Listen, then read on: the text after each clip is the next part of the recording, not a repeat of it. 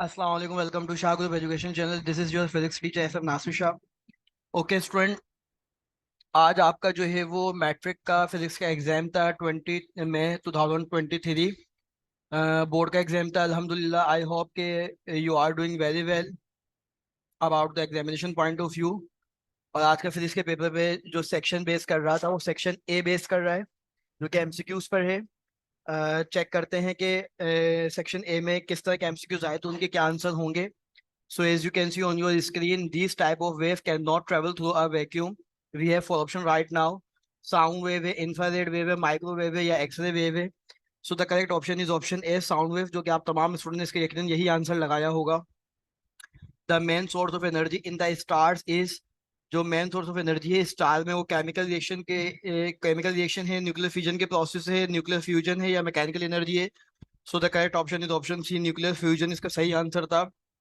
Next MCQ है, the turn ratio of a transformer is 10। It means, अगर condition क्या है यहाँ पर, नंबर ऑफ टर्न्स का रेशियो है। अगर मेरे पास what we have the formula of the transformer N S upon N P is equal to V S upon V P.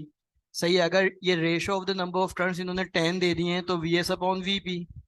So V P divide हो जाकर मल्टीप्लाई होगा लेफ्ट साइड पर जाकर, V S is equal to 10 times V P. So the right option is option right option is option D. NS is equal to 10 times of NP.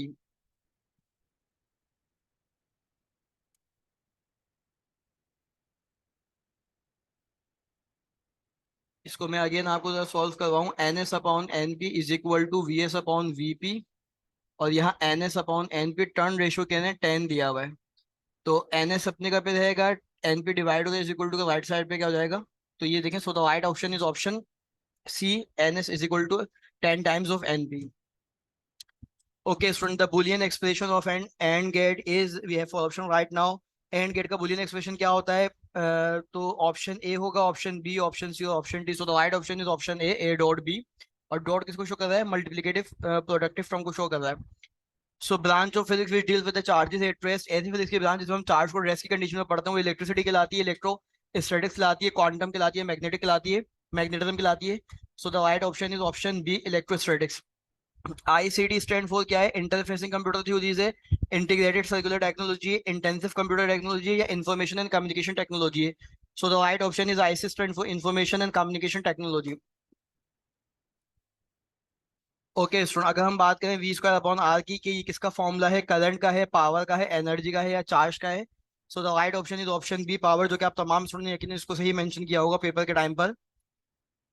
The presence of dielectric between the plates of a capacitor, the capacitors of capacitor we have for option right now. Option A remain constant, option B decreases, option C increases, option D remains unchanged. So the right option is option C, increases. The focal length of the convex lens, तो सबसे पहले हम 20 centimetre को metre में convert करेंगे। 20 divided by 100, answer will be 0.02 metre. Answer will be 0.2 metre. और अगर मैं पावर की बात करूँ तो पावर का फॉर्मूला होता है 1/f, तो 1 डिवाइडेड बाई 0.2 कितना हो जाएगा? 5 dioptre. So the right option is option B, 5 dioptre. Next MCQ की स्टूडेंट बात करें, the colour that least deviated by a prism, we have option right now, yellow, green, red, violet. तो क्या pattern होता है हमारे पास? विप ग्योर पैटर्न होता है रेनबो का। तो इस पैटर्न पर अगर हम देखें तो सबसे जो कर्व बनता है उसके ऊपर रेड कलर का जो कर्व होता है, एक्चुअली रेड लाइन जो है वो लीस्ट कर्व देती है, क्योंकि रेड लाइन की वेवलेंथ ज्यादा होती है और फ्रिक्वेंसी जो है वो कम होती है। So the right answer is option C, red. Oscillation are damped due to the presence of, we have option right now as you can see on your screen, option A linear motion, restoring force, frictional force, mechanical force। तो डैम्प oscillation जो है वो frictional force की वजह से आती है। So the right option is option C, frictional force. Uranium का आपको एटम दिया हुआ है 235, मास नंबर है, एटॉमिक नंबर 92 है, नंबर ऑफ न्यूट्रॉन बोल रहे हैं। तो फॉर्मूला आपको पता है, A is equal to Z plus N. So A minus Z is equal to N. तो 235 minus 92, answer will be 143। So the right option is option B. I hope students के आप तमाम स्टूडेंट ने MCQs बहुत अच्छे से किए होंगे। सेक्शन बी की अगर हम बात करें तो क्वेश्चन 2 पूछा गया था, write down 3 characteristics of electromagnetic wave, जिसमें आपने characteristics of electromagnetic wave mention की होगी, जिसमें आपने they are transverse wave, they are composed of oscillating electric and magnetic field, these fields are perpendicular to each other and to the direction of the propagation of wave, it cannot carry electric charge. Next question आपने radar और सोनार और lidar LIDAR, इन्होंने इन तीनों के uses पूछे थे, जो आपने वन यूज बताने थे, लेकिन मैंने यहाँ पे जो वो मेंशन कर दिया है कि स्टूडेंट ने radar today are used to detect the air track, aircraft, spacecraft and ship et cetera. LIDAR LIDAR is used a wide range of land management and planning effort, including hazard assessment, forestry, agriculture, geologic, and mapping. Sonar is used to calculate the depth of the sea floor and to detect position and movement of object underwater. इस तरीके से next question है, आपको यहाँ wavelength की जो है वो डेरिवेशन को ड्राइव करना था. सबसे पहले वेवलेंथ की आपने डेफिनेशन बता दी, फिर इसी के अकॉर्डिंग आपने जो है वो the distance between two consecutive curves of it is said to be wavelength. Next question पूछा गया था कि explain with diagram how to change the magnetic field with causes induce in EMF in the circuit. तो Faraday's law of electromagnetic induction को जो है वो आपने बकायदे यहाँ पे मेंशन किया विद डायग्राम. और इसी तरीके से आप देखें define thermionic emission, how emission take place in the tungsten filament.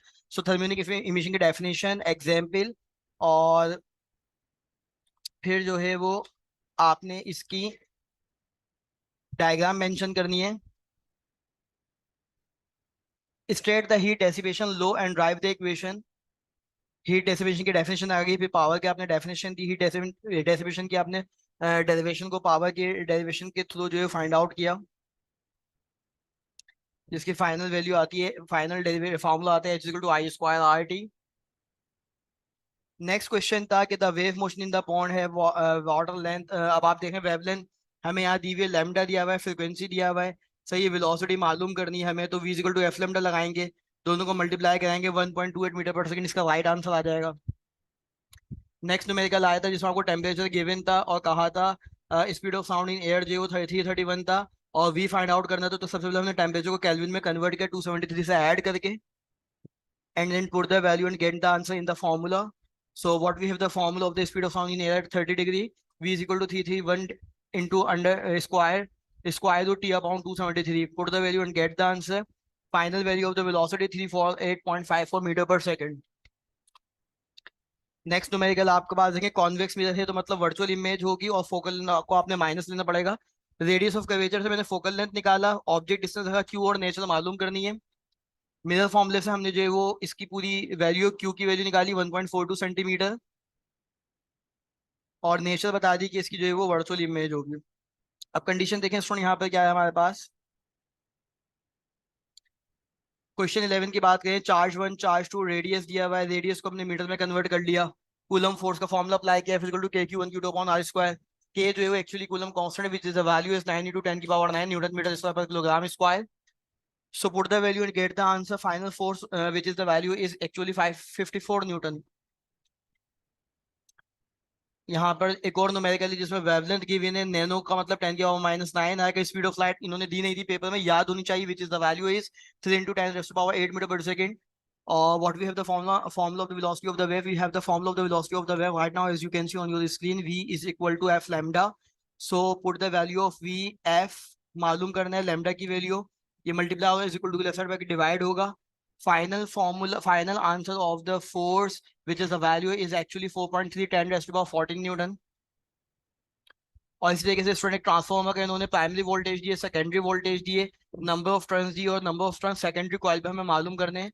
तो what we have the formula of the transformer VS/VP = NS/NP. Put the value and the finally number of turns at the secondary voltage, which is the value is actually 123 turns. Section he base करा था long question answer पे, जिसमें इन्होंने short sightedness और long sightedness के बारे में पूछा और कहा कि इसकी डायग्राम भी बनाएं और इसकी करेक्शन भी लिखें. फिर इन्होंने लॉन्ग क्वेश्चन में Geiger and Marsden alpha scattering experiment को डिस्कस करने का बोला, इसका रिजल्ट भी बोला और डिटेल भी आपसे पूछी, जिस पर आपने डायग्राम भी एक मेंशन की होगी.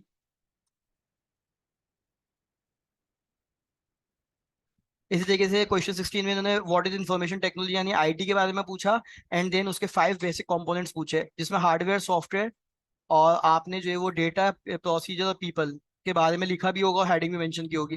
कूलम्स लॉ की इन्होंने स्टेटमेंट पूछी, फिर डेरिवेशन पूछी, जिसको एक इन्होंने आपने विद डायग्राम डिस्कस किया होगा, विद डायग्राम जो वो लिखा होगा. फिर फ्यूजन रिएक्शन और फ्यूजन रिएक्शन की डेफिनेशन, और फिर उस फ्यूजन रिएक्शन का चेन रिएक्शन उन्होंने कंप्लीटली पूछा विद डायग्राम और विद इक्वेशंस.